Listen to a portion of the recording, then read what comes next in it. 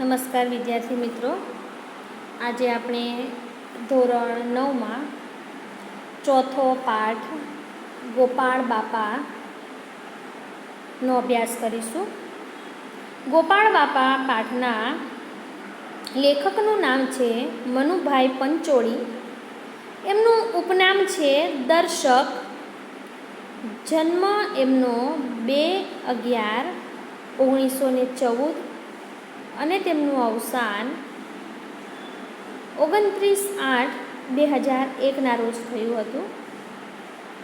મનુભાઈ રાજારામ પંચોળી દર્શકનો જન્મ રાજકોટ જિલ્લાના વાંકાનેર તાલુકાના પંચાશિયા ગામે થયો હતો. સ્વતંત્ર સૈનિક તેઓ હતા. જેલ નિવાસ દરમિયાન તેમણે ખૂબ વાંચન કર્યું હતું, મનન અને ચિંતન કર્યું હતું. તેઓ ઇતિહાસના ઊંડા અભ્યાસી હતા. તેમણે ગ્રામ દક્ષિણામૂર્તિ, લોકભારતી, ગ્રામ વિદ્યાપીઠમાં ઉચ્ચ સ્થાને રહીને રાષ્ટ્રીય કેળવણી ક્ષેત્રે ઉત્તમ કામગીરી કરી હતી. કેળવણીના નવા પ્રયોગો કર્યા.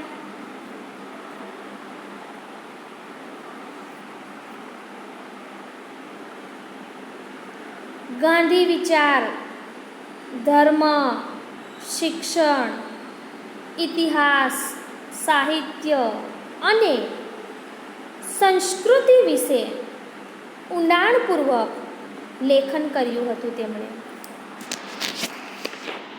બંધન અને મુક્તિ,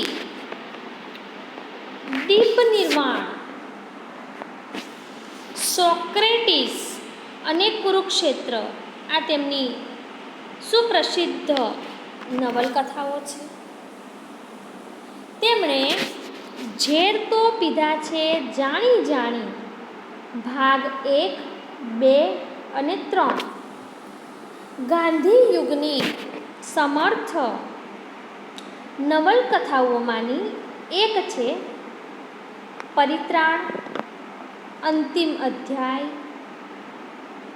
ગૃહારણ્ય વગેરે તેમના ઉત્તમ નાટકો છે. તેઓ રણજીતરામ સુવર્ણચંદ્રક, પદ્મભૂષણ, સાહિત્ય અકાદમી એવોર્ડ દિલ્હી તથા જ્ઞાનપીઠના મૂર્તિદેવી પુરસ્કારથી સન્માનિત થયા હતા. ગોપાળ બાપા અંશ મનુભાઈ પંચોળી એટલે કે દર્શકની બૃહન્નવલ્લ ઝેર તો પીધા છે જાણી જાણી ના પ્રથમ ભાગમાંથી લેવામાં આવ્યો છે. ગોપાળ બાપા અને મહારાજા સયાજીરાવનો સંવાદ અહીં કેન્દ્રમાં છે. અહીં વડોદરાના રાજા સયાજીરાવ અને ગોપાળ બાપા વચ્ચે સંવાદ થાય છે. આ સંવાદને કેન્દ્રમાં રાખીને વાત કરવામાં આવેલી છે. પોતાના મિત્રના દીકરાને ઉછેરવામાં માટે ગોપાળ બાપા જાડી, ઝાંખરા અને કોતરોવાળી જમીન સયાજીરાવ પાસે માંગે છે.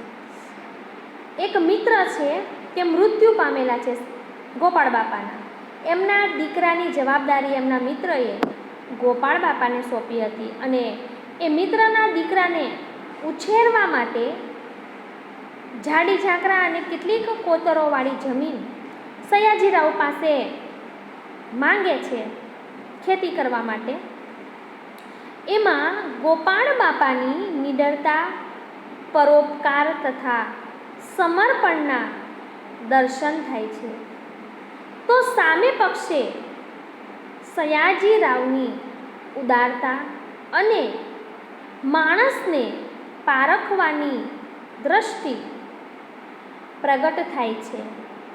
સાચું જીવતર જીવતા ગોપાળ બાપા આપણી સંત પરંપરાના વારસદાર જેવા લાગે છે.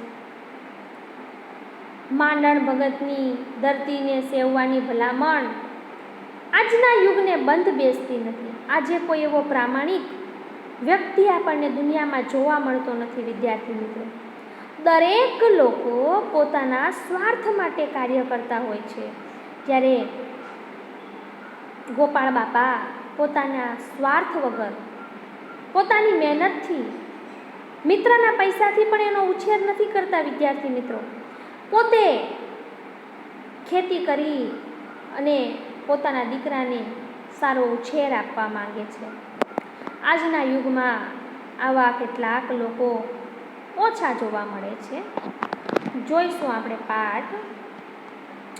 એક જ આદમીના પુણ્યે આ કોતરોને આંબા, જાંબુડા, રાયણ અને ચીકુના ઝુંડથી મહેકતા કરી મૂક્યા છે. એક જ આદમી છે, એક વ્યક્તિ કે જેના પુણ્યને કારણે આ કોતરોમાં આંબા, જાંબુડા, રાયણ અને ચીકુ જેવા ઝાડોનું વાવેતર ખૂબ પ્રમાણમાં થઈ રહ્યું છે. 40 વર્ષ એ વાતને હજુ માંડ થયા છે. આ વાતને 41 વર્ષ હજી માંડ થયેલા છે.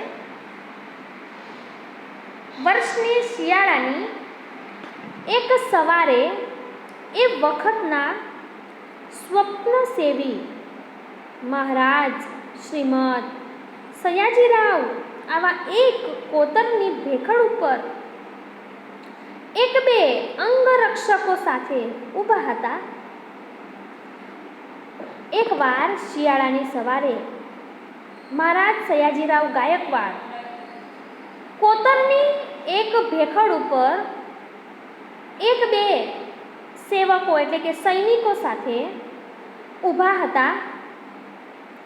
પડખેના ગીરના જંગલમાંથી એક દીપડો આવ્યાના વાવડે એ આ તરફ ઉતરી આવ્યા હતા.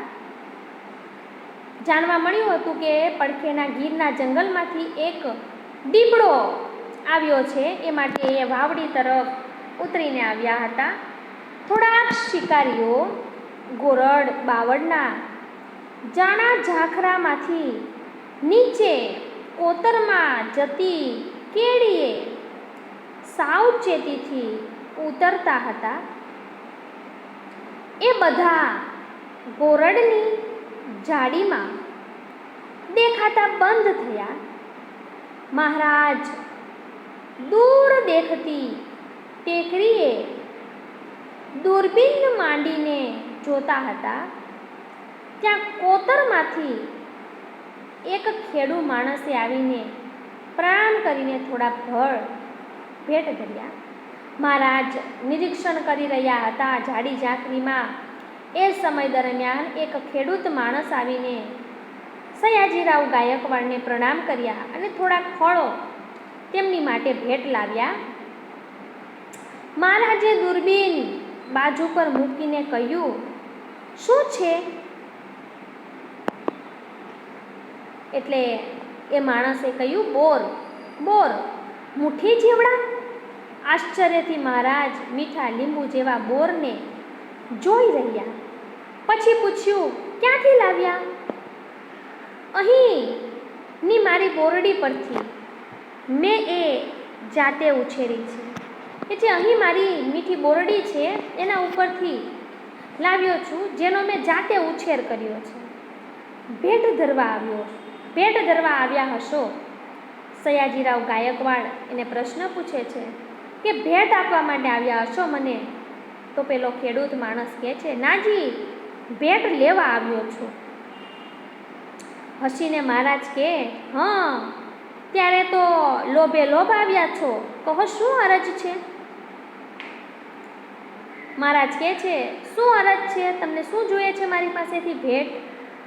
એટલે પેલા ખેડૂત ગોપાળ બાપા કહે છે, મહારાજ, અરજ તો એટલી જ છે કે આ કોતર મને યોગ્ય કિંમતે આપો. હું તમને એટલી અરજ કરવા માંગુ છું કે મને આ કોતર તમે યોગ્ય કિંમતે આપો. એટલે મહારાજ કહે છે માંગણી કરજો. એટલે ગોપાળ બાપા કહે છે માંગણી કરીએ તો વરસ 3 થઈ ગયા, કોણ દાંત દે છે? કે જે માંગણી કરીને 3 વરસ કે છે થઈ ગયા, કોઈ દાંત આપતું નથી.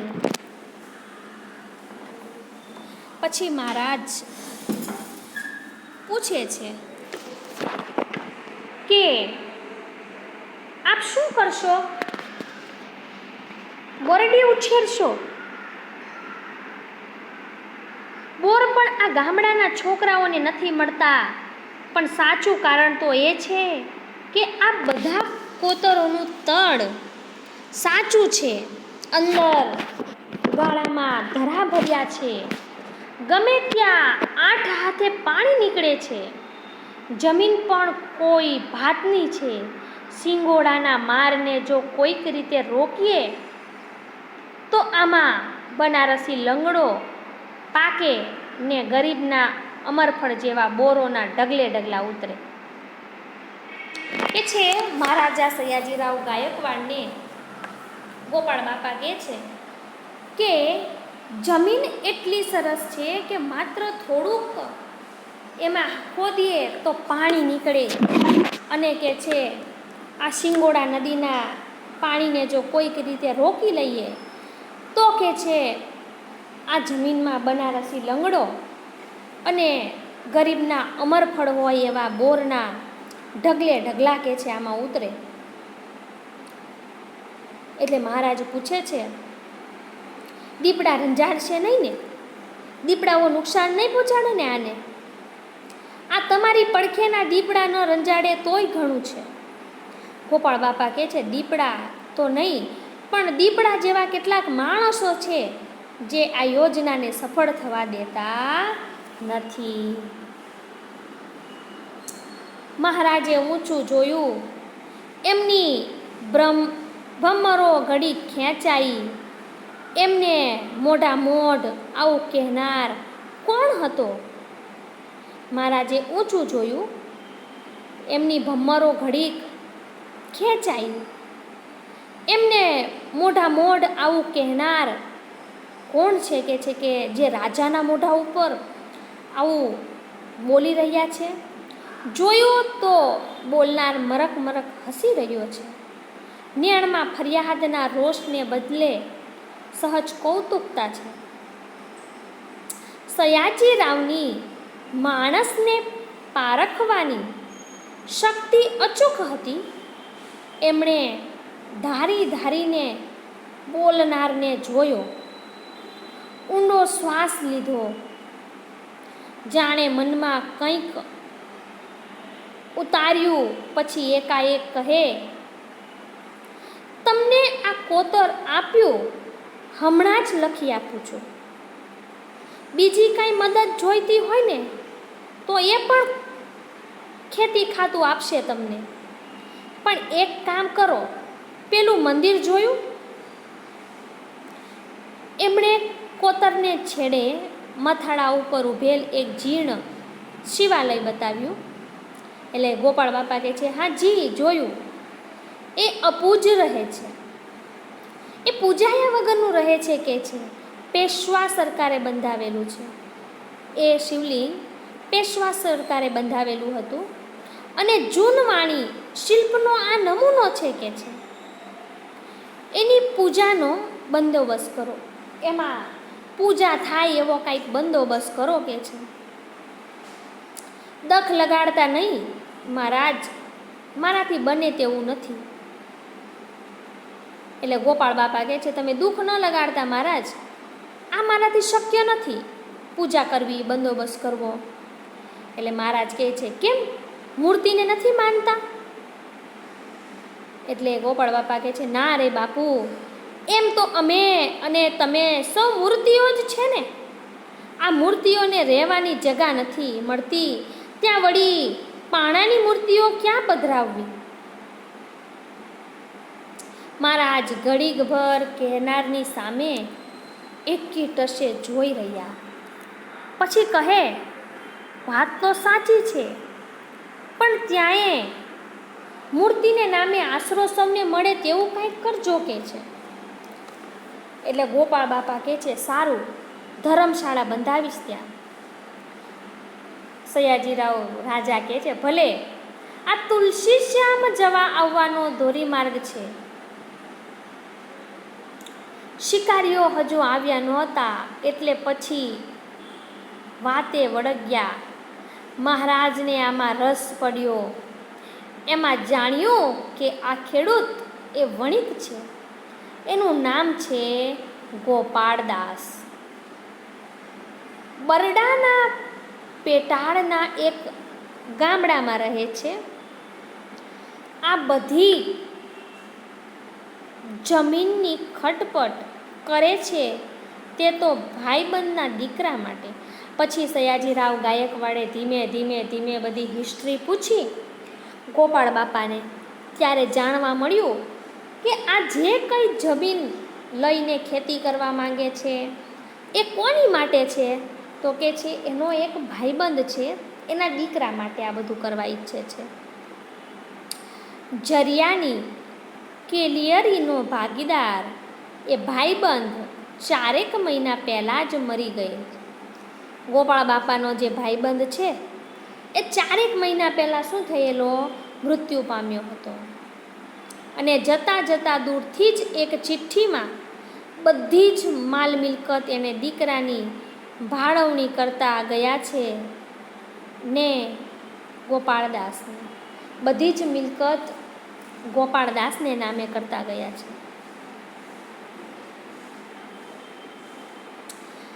ગોપાળદાસના નામે આટલી મિલકત છે જો વિદ્યાર્થી મિત્રો, છતાં પણ તે એમાંથી નથી કંઈક કરવા માંગતા, કારણ કે એ એવું ઈચ્છે છે, એની એવી સમજ છે કે મારી પાસે આ જમીન જે મળી છે એ મારી નથી. આ જમીન તો કોની છે? તો કે છે પેલા એના મિત્ર એની છે અને એના દીકરા માટે છે. એના દ્વારા એ એના દીકરાની પરવરિશ કરી શકે નહીં કે છે. પરવરિશ માટે એ પોતે કંઈક કરી છૂટવા માટે વિચારે છે. ત્યારે પેલા રાજા પૂછે છે, તે આભ પરાનો છાંયો મૂકીને અહીં શા સારું જમીન માંગો છો? કે છે તમને આટલી બધી મિલકત તો તમારા મિત્રો આપતા ગયા છે કે પછી તમે કેમ મારી પાસે જમીન માંગો છો? બાપુ, અમે રહ્યા વાણિયા. એટલે એ રાજાને કહે છે કે અમે તો કે છે વાણિયા છે. ગોપાળદાસ નામ છે મારું, ગોપાળદાસ. બરડાના પેટાળના એક ગામડામાં રહે છે. આ બધી જ જમીનની ખટપટ કરે છે. તે તો સોરી તમે તે આભપરાનો છાંયો મૂકીને અહીં શા સારું જમીન માંગો છો? કે છે બાપુ, અમે તો રહ્યા વાણિયા. મૂડી નાખતા પહેલા 100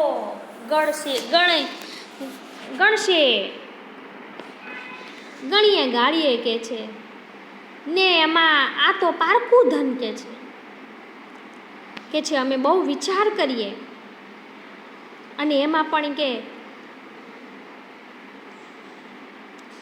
નાણાંની બાબતમાં આ તો પારકું ધન છે, આને કઈ રીતે હાથ લગાવી શકાય? જતે દાહડે પર મોકારો દે ત્યાં જ નાખ્યો કામનું ને. વળી મારા ભાઈબંધ ના વડવાઓ અસલ ગાયકવાડીના વતની હતા. તમે અહીં આવશો તો તમારા વેપારનું શું થશે? કે જે તમે જો અહીં આવીને આ ખેતી બેતી કરશો અને તમારા મિત્રના દીકરાને ઉછેરશો તો તમારા વેપારનું શું થશે? તો કે છે વેપાર કંઈ કરવો જ નથી. હવે તો કે છે હરિના જ નામનો વેપાર કરવાનું મારા ગુરુએ કહ્યું છે. મારા ગુરુએ મને એવું કહ્યું છે કે હરિના નામનો જ વેપાર કરવાનો. કે છે કોણ ગુરુ? ગુરુ માંડણ ભગત થઈ ગયા ધોરાજી પડખે કે છે. એમણે કહ્યું છે કે વેપાર કરતા હરિના નામનો વેપાર કરો કે છે. મહારાજ એના આત્માની ગુલાબી કોડીથી એવી તો ભલભલા રિદ્ધિ સિદ્ધિવાળાની કોળતા જોઈ નથી. કે છે મહારાજની આત્મસિદ્ધિ એવી, એના ગુણો એવા કે એવે તો મેં કોઈના જોયા નથી. કે છે નામ તો સાંભળ્યું નથી, મહારાજે વિસ્મયથી કહ્યું. અને પછી કહે, પણ તમે કંઈક ચમત્કાર જોયો હશે. એટલે ગોપાળ બાપા કહે છે, હા, એકવાર એમને મળ્યો છું. બીજી વાર દર્શને ગયો ત્યારે તો તેમનો દેહ પડી ગયો હતો. અમે તો પરીગ વાણિયા એક વારમાં પારખી લઈએ. કે છે એટલે સયાજીરાવ ગાયકવાડ પૂછે છે, શું બન્યું હતું એવા બનાવથી કે તમે એને એક જ વારમાં ઓળખી ગયા? મહારાજે પૂછ્યું. એટલે કે છે, મારડમાં હું મગફળીના સોદા માટે ગયેલો. બરાબર 10 વર્ષ ઉપરની વાત કરું. ગામમાં ખાસ કોઈને ઓળખું નહીં. કે છે દરવાજા પાસેની મોટી ધર્મશાળામાં ઉતરેલો. દોઢીમાં ભગત બેઠેલા. ગામમાંથી લોટની કાવડ માંગી આવેલા. તે એની વહુ રોટલા ઘડે ને ભગત કૂતરાને નીરતા જાય. કાળો વાન, આંખો નીચે રાખવાની ટેવ, હસે ભારે, જાણે સાવ બાળક જેવું. અવાજ જોયો હોય તો એનો વાંસળી જેવો. અને ગલુડિયાની હારે કાંઈક ગડબડ વાતો કરતા જાય અને મરક હસીએ જાય. ત્યાં મારી સામે જોઈને ભગત કહે, શેઠ છો? શેનો વેપાર કરો છો? મેં કહ્યું, પરચુરણનો વેપાર કરું, છૂટક વેપાર કરું છું. જથ્થાબંધ મૂકીને આવા પરચુરણમાં શેદ પડ્યા છો? એટલે માંડણ ભગતે કહ્યું, જથ્થાબંધ વેપાર કરો ને. કે છે આવા પરચુરણ વેપારમાં શા માટે પડ્યા છો? એટલે મેં કહ્યું, બાપુ મૂંડી જોવે ને. કે છે એની માટે મૂંડી જોવે ને. કે છે પૈસા જોઈએ. કે છે પૈસા નથી, મૂંડી તો માઈ પડી જ છે. કે છે મૂંડી તો આપણી પાસે પડી જ છે. કહીને મારી સામે એકી ટસે જોઈ રહ્યા. એની આંખોના તેજે મને મનના માર્ગમાં કરી દીધો. શીલા જાણે ખસવા માંડી. મારાથી આંખ સામે આંખ મંડાણી નહીં. નીચે જોઈ ગયો જો તો ભગતના પડખામાં કાળો ગીંગોળો ચડી ગયેલો. ગીંગોળો એટલે એક પ્રકારનું એવું જંતુ છે કે જે શરીરને ચોંટી જાય છે, વિદ્યાર્થી મિત્રો, અને એ આપણા શરીરનું લોહી પીવે. એટલે મહારાજ, આ ગીંગોળો ચડી ગયો છે કહીને હું એને ઉખેડવા ગયો ને ત્યારે કહે, રહેવા દો એને વળી બીજે ખાજ લેવા જવું પડશે ને. રવા દે એને, પીવા દે લોહી. કે છે માંડણ ભગત એમ કે છે, બિચારો વળી બીજે ક્યાંક ખોરાક શોધવા જશે. બહુ દી થઈ ગયા છે એને, બહુ દી થઈ ગયા, ખાવાનું નહીં મળ્યું હોય બિચારાને. મારા શરીરમાંથી કે છે ખાવા દે. વાહ, શ્રીમંત સરકારથી બોલી જવાયું. એને એમાંથી શીખ મળી કે આપણે નિસ્વાર્થ ભાવે કોઈકની સેવા કરવી જોઈએ. આપણે આપણો સ્વાર્થ રાખવો ન જોઈએ. જો સ્વાર્થ રાખ્યો હોત તો માંડણ ભગતે એ ગીંગોળો તરત જ પોતાના શરીર પરથી કાઢી નાખ્યો હોત અને કહ્યું હોત, આ તો મારું શરીર છે. પણ એવો ભેદભાવ ન કર્યો અને એના ઉપરથી જ ગોપાળ બાપાને પણ શીખ મળી અને એણે એના મિત્રના દીકરાને પોતાની મહેનત પર ઉછેરવાનો વિચાર કર્યો. તેણે પોતાના મિત્રની મિલકતને હાથ પણ ન લગાડી. આમ અહીં આ પાઠ ઝેર તો પીધા છે જાણીમાંથી લેવામાં આવ્યો છે. આ પાઠમાંથી આપણે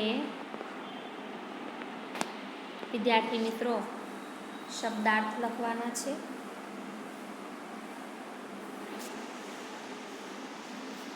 વિરોધાર્થી કે તળપદાર શબ્દો લખવાના નથી.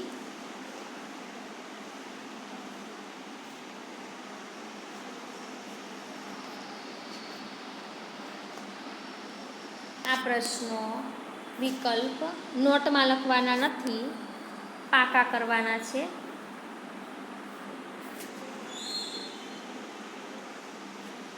ચાર છે. લખવાનું શું છે?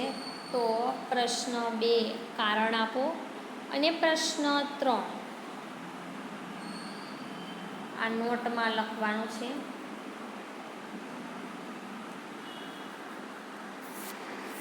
નોટમાં લખવાના છે આ 2 પ્રશ્નો. આ પ્રશ્ન પાકો કરવાનો છે. પરીક્ષામાં 4 માર્ક્સમાં પૂછાય છે.